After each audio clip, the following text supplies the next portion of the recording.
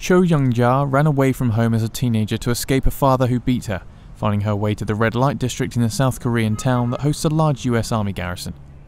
After she escaped home in the early 1960s, her pimp sold her to one of the brothels allowed by the government to serve American soldiers. On June the 25th, 64 years after the Korean War broke out, Cho joined 122 surviving comfort women, as they were called, in a lawsuit against their government to reclaim, they say, human dignity and proper compensation.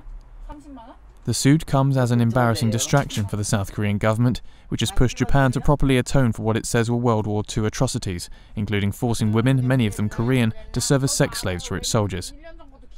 The women claim the South Korean government trained them and worked with pimps to run a sex trade through the 60s and 70s for US troops, encouraged women to work as prostitutes, and violated their human rights.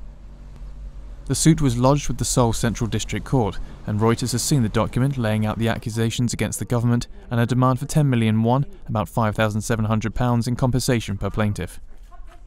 The women say they were forced by the South Korean government to undergo degrading checkups for sexually transmitted diseases, and if the test was positive, locked up until they were fit to work.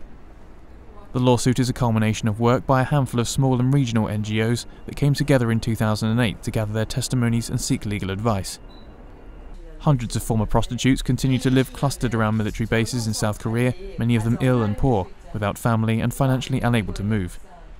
This week, an opposition member of parliament led a group of 10 liberal lawmakers to introduce a bill calling for a probe into the programme, formal recognition for the contribution made by the women, and financial compensation.